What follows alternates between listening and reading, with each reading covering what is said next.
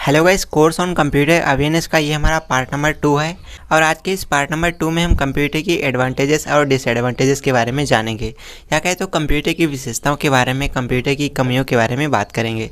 तो चलिए सबसे पहले हम बात करते हैं कंप्यूटर की एडवांटेजेस के बारे में, या कहें तो कंप्यूटर की विशेषताओं के बारे में।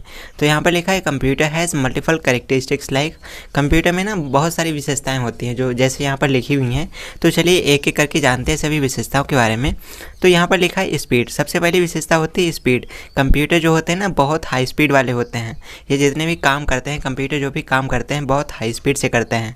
तो यहाँ पर लिखा है it is a high speed processing device. जो कंप्यूटर होता है हाई स्पीड प्रोसेसिंग डिवाइस होता है। इसके अंदर जो प्रोसेसिंग होती है ना बहुत तेज़ होती है। आगे लिखा है through CPU computer performs all his operations with in seconds. Guys जो हमारा कंप्यूटर होता है ना, कंप्यूटर CPU के जरिए, CPU जो प्रोसेसिंग करने के लिए यूज़ करा जाता है, तो कंप्यूटर CPU के जरिए सारे के सारे ऑपरेशंस को परफॉर्म करता है, सारे काम कर लेता है विद इन सेकेंड्स, कुछ ही सेकेंड्स में, एज़ कम्पेयर टू ह्यूमंस। यानी कि अगर मनुष्य को काम करने के लिए 5 मिनट का समय लगता है, तो वही कार्य अगर कंप्यूटर पर किया जाए तो कंप्यूटर पर वही कार्य सेकेंडों में हो जाएगा, या कहें तो माइक्रो सेकेंड्स में हो जाएगा। इतनी तेज़ कंप्यूटर कार्य करता है। एग्जाम्पल के लिए आपके पास कोई 5 नंबर हैं और उन 5 नंबरों को किसी दूसरे 5 नंबर से गुणा करना है। तो ये गुणा अगर आप किसी बुद्धिमान व्यक्ति से कराएंगे तो ऐसे में ये मल्टीप्लिकेशन करने में उसको 2-4 मिनट का समय लग सकता है। लेकिन यही गुणा अगर आप अपने कंप्यूटर पर करते हैं तो कंप्यूटर पर उतना ही टाइम लगेगा जितना कि आपको इन नंबर्स को कंप्यूटर में इनपुट करने में। तो इससे आप समझ सकते हैं कि कंप्यूटर हमारे कितने फास्ट और क्विक रिस्पॉन्सिव होते हैं। अगली विशेषता लिखी है एक्यूरेसी। जो गाइस हमारे कंप्यूटर होते हैं ना बहुत एक्यूरेटली काम करते हैं। कंप्यूटर जो भी आउटपुट देता है वो 100% सही होता है, एक्यूरेट होता है। तो यहाँ पर लिखा है every operation performed by a computer is 100% accurate. बिल्कुल सही बात है दोस्तों, कंप्यूटर जो भी कार्य करता है वो 100% एक्यूरेट तरीके से करता है। कंप्यूटर में कभी भी कोई गलती नहीं करता है। और अक्सर आपने कंप्यूटर में गलतियाँ देखी होंगी, आपको लगा होगा कि यार ये तो गलत आउटपुट दे रहा है। तो ऐसे में वो जो गलती आपको दिखाई देती है ना, वो गलती कंप्यूटर नहीं करता है, वो गलती यूजर करता है, अपने डेटा को कंप्यूटर में इनपुट करते समय करता है।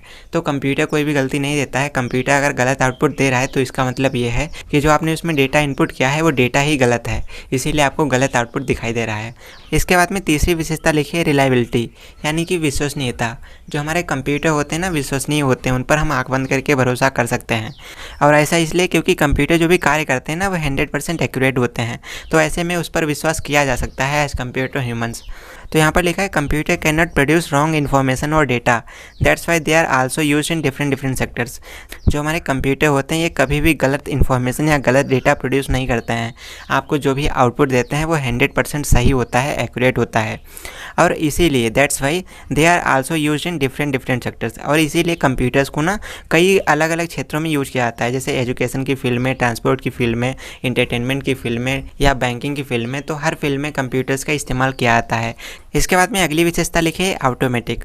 जो कंप्यूटर होते हैं वो स्वचालित होते हैं, उसके अंदर जो कार्य होते हैं ना, ऑपरेशंस होते हैं, कंप्यूटर अपने आप से कर लेता है। आपको बस एक बार कमांड देनी होती है, जैसे आप कमांड दे देते हो उसके बाद कंप्यूटर में जो भी ऑपरेशंस होने होते हैं कंप्यूटर वो खुद से करता है। तो यहाँ पर लिखा है it is a programmable device. जो कंप्यूटर होता है वो प्रोग्रामेबल डिवाइस होता है, क्योंकि वो प्रोग्राम्स के बेसिस पर कार्य करता है। उसमें कोई भी कार्य कराने के लिए कंप्यूटर में प्रोग्राम्स को लोड किया जाता है और प्रोग्राम लोड होने के बाद ही कंप्यूटर उस प्रकार का कार्य कर सकता है। That's why it performs all his task automatically. आपको बस डेटा को इनपुट करना होता है, इनपुट करने के बाद उसमें प्रोसेसिंग कैसे करना है, उसमें आउटपुट कैसे देना है, वो सारा का सारा काम ऑटोमेटिकली होता है, कंप्यूटर खुद से कर लेता है। इसके बाद में अगली विशेषता लिखी है डिलाइजेंस, कर्मठता। यानी कि जो कंप्यूटर होता है ना वो हमारा कर्मठ होता है, या कहे तो कंप्यूटर हमारा बराबर कार्य करता रहता है, कभी थकता नहीं है। हम लोग क्या होते हैं, हम लोग थक जाते हैं, थोड़ा काम करते हैं, लेकिन कंप्यूटर पर आप 24 घंटे 7 दिन काम करिए, आपका कंप्यूटर कभी भी थकता नहीं है और बराबर हमेशा काम करता रहता है और सही आउटपुट भी देता रहता है। तो यहाँ पर लिखा है computer machine will perform all his task. जो कंप्यूटर मशीन होता है ये परफॉर्म करता है ऑल हिज टास्क, सारे के सारे काम करता है विदाउट टेकिंग रेस्ट, बिना आराम किए, बिना कोई रेस्ट लिए अपने सारे काम करता रहता है। It will works continuously. आप इस पर बैठकर 24 घंटे 7 दिन अपने कार्य करिए, कंप्यूटर आपके सभी कार्यों को बराबर करता रहता है, कभी भी थकता नहीं है। इसके बाद में इसकी अगली विशेषता है स्टोरेज, यानी कि भंडारण क्षमता। अब गाइस हमारे कंप्यूटर्स के अंदर डेटा को स्टोर करने की भी एक विशेषता होती है। आप अपना डेटा कंप्यूटर के अंदर स्टोर कर सकते हैं। तो यहाँ पर लिखा है user can store his information with the help of storage devices like SSD, SSD वगैरह वगैरह। तो कंप्यूटर के अंदर डेटा को स्टोर करने के लिए कंप्यूटर में स्टोरेज डिवाइसेस का इस्तेमाल किया जाता है। है, जैसे हार्ड डिस्क ड्राइव होती है, सॉलिड स्टेट ड्राइव होती है, फ्लॉपी डिस्क होती है, मैग्नेटिक डिस्क होती है। तो इन सभी डिस्क का इस्तेमाल किया जाता है ताकि आप कंप्यूटर के अंदर अपने डेटा को स्टोर कर सकें। चलिए इसके बाद में बात करते हैं डिसएडवांटेजेस के बारे में, कंप्यूटर की कमियों के बारे में। तो चलिए जानते हैं। तो गाइस कंप्यूटर में दो मेन कमियां होती हैं। एक तो होता है लैक ऑफ इंटेलिजेंस, यानी कि बुद्धिमत्ता की कमी, कंप्यूटर में बुद्धि नहीं होती है। तो यहाँ पर लिखा है it is a programmable machine which is based upon IPU system. जो कंप्यूटर होता है ये एक प्रोग्रामेबल मशीन होती है जो कि आईपीयू सिस्टम के प्रिंसिपल पर कार्य करती है। अब कंप्यूटर में बुद्धि नहीं होता है, इसका मैं आपको एक एग्जाम्पल दे देता हूँ।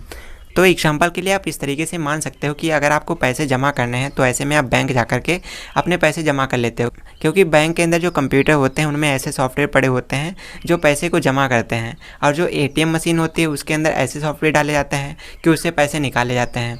तो पैसे जमा करने वाले कंप्यूटर में आप पैसे निकाल नहीं सकते और पैसे निकालने वाले कंप्यूटर में आप पैसे जमा नहीं कर सकते।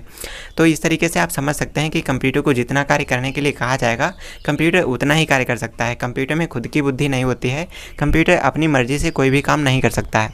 ऑलराइट गाइस, इसके बाद कंप्यूटर में एक और कमी होती है जो कि है लैक ऑफ इमोशंस, भावनाओं की कमी। कंप्यूटर के अंदर भावनाएं नहीं होती हैं, फीलिंग्स नहीं होती हैं। तो यहाँ पर लिखा है it is a machine, it has no thinking ability only based upon commands.